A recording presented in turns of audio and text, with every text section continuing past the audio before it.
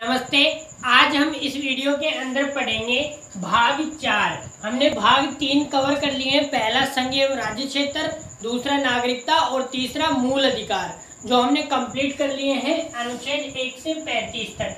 आज हम पढ़ेंगे अनुच्छेद 36 से। ठीक है।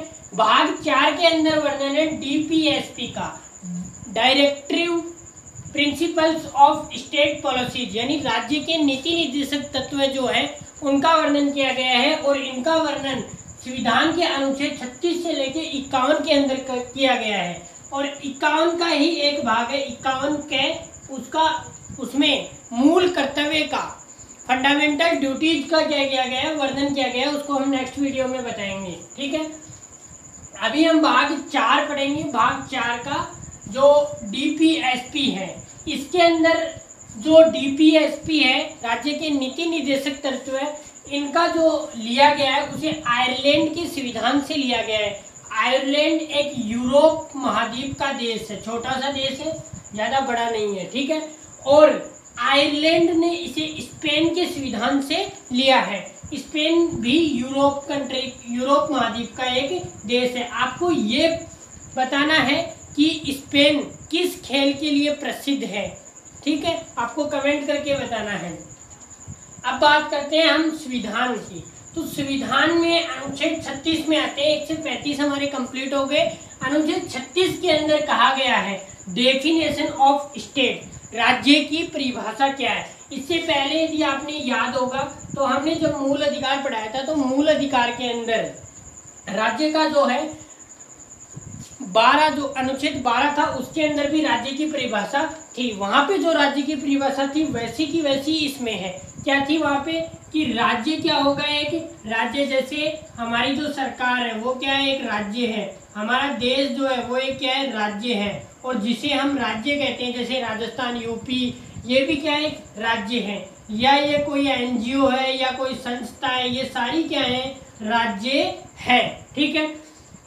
अब बात करते हैं अनुच्छेद 37। अनुच्छेद 37 कहता है, ठीक है, अनुच्छेद 37 कहता है, देखो भाग 4 में जो आपके दिए गए हैं ये एक तरह से आपके दूसरे मूल अधिकार है। पहले मूल अधिकार वो थे जो हमने भाग 3 में पढ़े थे। अनुच्छेद हमने जो 12 से 35 तक पढ़े थे, एक मूल अधिकार हमारे वो थे।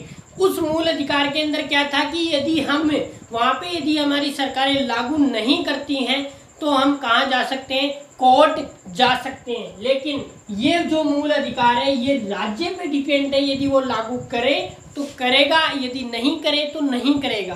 तो इसमें यही चीज बताई गई है। जैसे मूल अधिकार यदि लागू नहीं होता है तो आर्टिकल 32 के तहत हम सुप्रीम कोर्ट और 226 के तहत हाई कोर्ट जा सकते हैं। इसके अंदर ऐसा प्रावधान नहीं है। अनुच्छेद 37 साफ साफ कहता है कि यदि राज्य आपका डीपीएसपी लागू नहीं करता है तो आप कोर्ट नहीं जा सकते। लेकिन राज्य जब आप कोई भी कानून बनाएगा तो उसका कर्तव्य होगा डीपीएसपी को शामिल करना। ठीक है। आप कोर्ट नहीं जा सकते, लेकिन राज्य का कर्तव्य है जब भी वो कोई विधि कानून बनाएगा तो वो इसको शामिल करेगा। फिर अनुच्छेद 38 कहता है कि गरीबों को निःशुल्क कानूनी सहायता, मतलब कि जैसे कोई गरीब आदमी है, अब उसके पास कोई कोर्ट कचहरी का कुछ तामझाम हो गया तो उसके पास इतने पैसे नहीं है कि वो इतने महंगे महंगे वकील कर सके।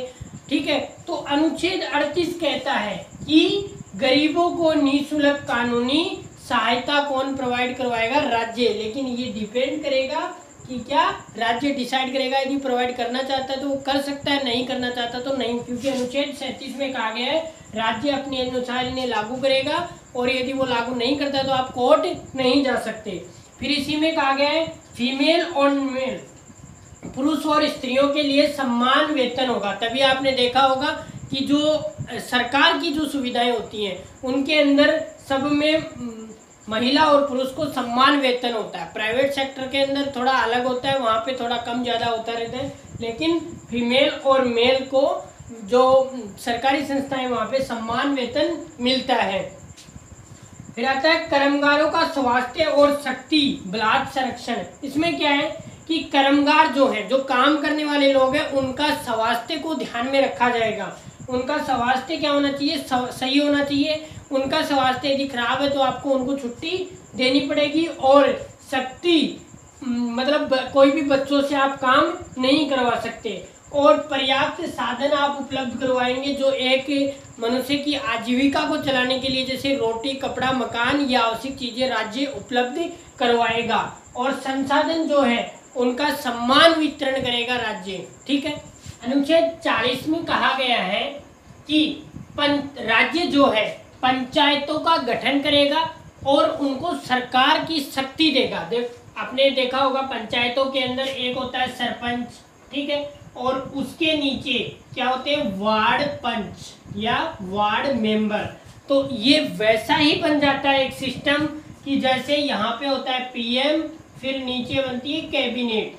तो लगभग ये एक गांव की क्या होती है, सरकार होती है। ठीक है। तो ये गांव की क्या बन जाता है, सरकार, पंचायतों का गठन, और वहाँ पे सरकार बना के उनको शक्ति देता है।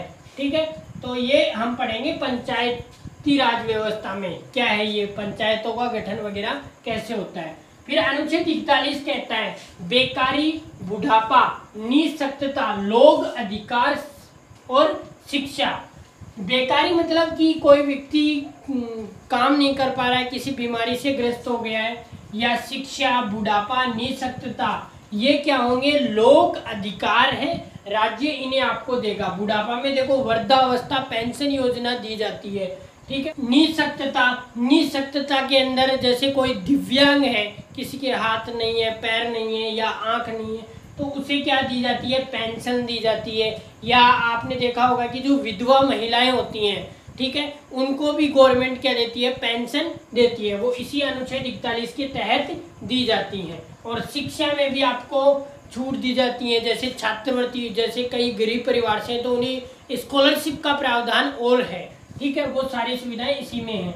अनुच्छेद 42 कहता है काम की न्याय संगत और मानवोचित दशाओं का तथा प्रसूति सहायता, मतलब कि यदि कोई काम कर रहा है, उसका दिमाग काम नहीं कर रहा है सही से, उसका कहीं और घूम रहा है, कोई उसको और प्रॉब्लम हो गई, मतलब वो दिमाग से सही नहीं है, तो उसको क्या होगा, राज्य क्या कर देगा, छुट्टी दे देगा कुछ टाइम के लिए, 2, 3, 10 दिन के लिए। ठीक है।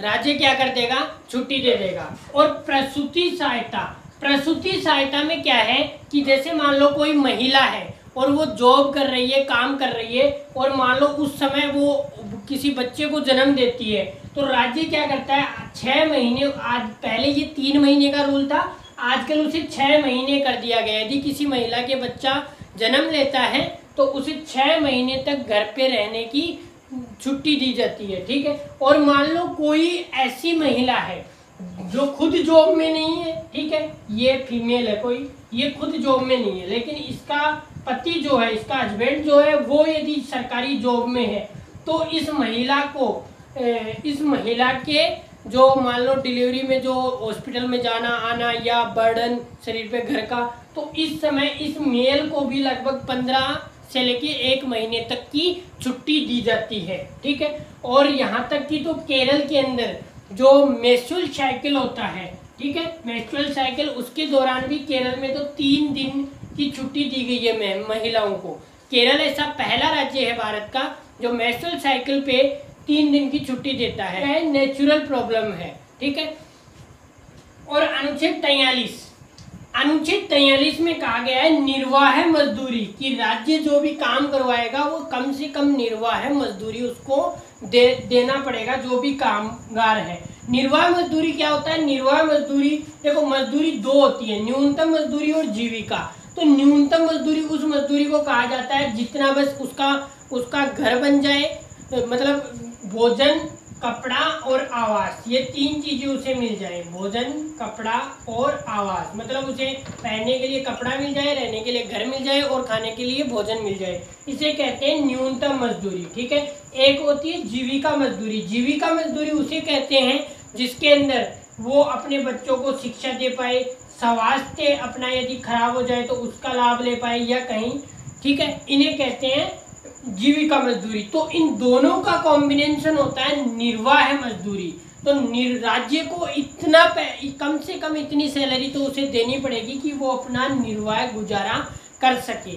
ठीक है, जैसे भोजन, कपड़ा, आवास, शिक्षा, स्वास्थ्य इनके अंदर। और उद्योगों का प्रबंधन, अनुच्छेद 43 में ही कहा गया है उद्योगों का प्रबंधन, मतलब कि जो उद्योग बन रहा है उसके अंदर पूरी तरह से जो मजदूर काम करेंगे उनका अच्छी तरह से उनकी सेफ्टी दी जाए। जैसे ठीक है, जैसे मान लो कोई हेल्पर में कोई बिल्डिंग बन रही है, वहाँ पे काम कर रहा है, वो भी एक उद्योग है, क्योंकि बिल्डिंग के काम 1-1 साल 2-2 साल तक भी चलते हैं, बड़े बड़े प्रोजेक्ट्स के। तो वहाँ पे जो कामगार काम कर रहे हैं उनको हेलमेट की सुविधा, ठीक है, जूते, तो इस तरह का पूरा प्रबंधन किसमें बताया गया है, अनुच्छेद 43 में। 44 जो है, अनुच्छेद 44 कहता है कि सम्मान सिविल संहिता लागू करना, ठीक है, ये नीति निर्देशक तत्व के अंदर है, ठीक है। सम्मान सिविल संहिता जिसकी हाल ही में चर्चा भी चल रही है देश में कि इसे लागू किया जाए या नहीं किया जाए। देखो हम इसमें समझते हैं कि ये सम्मान सिविल संहिता है क्या। देखो कोई भी यदि अपराध करता है, कोई भी अपराध करता है तो उसके लिए होता है आईपीसी, ठीक है, इंडियन पिनल कोड, और एक होता है सीआरपीसी, ये भी एक कोर्ट है। ये इसमें जुर्म को डिफाइन किया जाता है और इसमें इसकी सजा, इसमें सजा होती है और इसको डिफाइन करने के लिए, ठीक है, क्या जुर्म किया है। लेकिन अब देखो जैसे हिंदू है तो उनके लिए अलग कानून है, हिंदू लॉ, और जैसे मुस्लिम है तो इनके लिए अलग लॉ है, मुस्लिम लॉ, ठीक है। पारसी, जैन वगैरह के लिए एक लॉ है, मतलब दो धर्म के अनुसार 2-3 कानून है। इनके अंदर क्या है, जैसे हिंदू के कानून में है कि आप एक से ज़्यादा शादियां नहीं कर सकते, लेकिन मुस्लिम के अंदर है कि आप एक से लेके अनलिमिटेड शादियां कर सकते हो, कोई रोक टोक नहीं है। हिंदुओं के अंदर कानून का जो है कि आप तलाक एक निश्चित क्राइटेरिया, जो कुछ रूल्स हैं उनके द्वारा, जैसे कि यदि आप किसी को तलाक दे रहे हो, मतलब हस्बैंड या वाइफ को दे रही है, वाइफ हस्बैंड को दे रहा है, तो उसके अंदर जैसे मंदबुद्धि है, पागल है, ठीक है, या कोई और बीमारी है, ठीक है, इस तरह के कुछ रूल्स हैं, उनके आधार पे कानून आप तलाक दे सकते हो। बड़ी जटिल प्रक्रिया है। मुस्लिमों के अंदर आप तलाक आसानी से दे सकते हो, जिसका अभी उदाहरण है 3 तलाक। 3 तलाक को अभी खत्म कर दिया गया। आप कहोगे तो हम अलग से एक वीडियो में आपको समझा देंगे कि 3 तलाक है क्या, आप कमेंट करके बताना, ठीक है।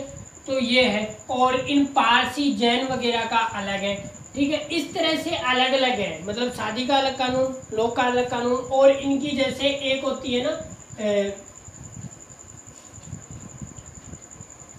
हाँ, एक होती है वसीयत कि मतलब किसका कानून है, अंदर अलग अलग कानून है। तो ये सम्मान सिविल संहिता में इन सारे को एक जगह एक रूल में पिरोए जाने की बात है। देखते हैं ये कब तक लागू होता है। अनुच्छेद 46, अनुच्छेद 46 में कहा गया कि SC ST या कमजोर वर्ग या सामाजिक अन्याय और शोषण के विरुद्ध जो राज्य है वो इनकी क्या करेगा, सुरक्षा करेगा। अनुच्छेद 47, अनुच्छेद 47 में कहा गया है कि राज्य नशीले पदार्थों को चाहे तो बैन कर सकता है, जैसे कि शराब, ड्रग्स, ठीक है, इस तरह की तंबाकू। तो यहाँ पे देखो गुजरात जो राज्य है, ठीक है, गुजरात जो राज्य है उसने शराब को बैन कर रखा है, या बिहार जो है, बिहार ने भी शराब को बैन कर रखा है, ठीक है। तो इस तरह से ये नीति निर्देशक तत्व है, वो राज्य चाहे तो लागू कर सकता है, नहीं चाहे तो नहीं कर सकता। आप किसी कोर्ट में नहीं जा सकते, इसीलिए कुछ राज्यों ने ही नशीले पदार्थों को क्या कर रखा है, बैन कर रखा है। अनुच्छेद 48 कहता है कृषि और पशुपालन में, जैसे पशुपालन में क्या करेगा, राज्य दुधारू पशुओं को बलि काटने से उनमें क्या करेगा, प्रतिबंधित करेगा। और कृषि के अंदर वो जैसे अच्छी गुणवत्ता वाली जो किस्में हैं उनको उगाने का लिए क्या करेगा, नागरिकों को प्रोत्साहित करेगा। अनुच्छेद 49 कहता है स्मारक स्थान या वस्तुएं, मतलब जैसे पुराने किले, ताजमहल, हवा महल, या कोई जैसे बावड़ी वगैरह, या पुरानी, जैसे राजस्थान में क्या होता है, बावड़ी होती है एक जगह, ठीक है, बावड़ी वगैरह कुछ हरियाणा में भी मिलती है इस तरह की, लेकिन बेसिकली इनकी उत्पत्ति राजस्थान से हुई है, ठीक है। तो स्मारक या बड़े बड़े वस्तुएं, पुरानी धरोहरें, ठीक है, उनका क्या करेगा, संरक्षण करेगा राज्य। अनुच्छेद 50 कहता है न्यायपालिका और कार्यपालिका जो है वो क्या होगी, अलग अलग है, अलग अलग रहेगी। न्यायपालिका और कार्यपालिका का कार्य क्या है, अलग अलग होगा, अलग अलग भिन्न है। अनुच्छेद 51 कहता है कि इंटरनेशनल रिलेशनशिप के दौरान राज्य जो है वो शांति से अपना कार्य करेगा, शांति से समझौता करेगा, और यदि कहीं कोई विवाद उत्पन्न हो गया तो उसे मध्यस्थ से सुलझाने के लिए क्या करेगा, प्रोत्साहित करेगा। तो ये थे आज हमारे डीपीएसपी। आई होप आपको समझ में आए होंगे। यदि कोई भी डाउट है तो नीचे कमेंट करके पूछिए और इस वीडियो को ज़्यादा से ज़्यादा लोगों तक शेयर कीजिए। मिलते हैं हम नेक्स्ट वीडियो के अंदर। नेक्स्ट वीडियो के अंदर हम आपको अनुच्छेद 51 के कि हमारे अधिकार तो हमें पता है, लेकिन हमारे देश के प्रति कुछ कर्तव्य भी होंगे, उन कर्तव्य को समझेंगे। उसके बाद हम एंटर कर जाएंगे संसद के अंदर। तो मिलते हैं नेक्स्ट वीडियो के अंदर। जय हिंद।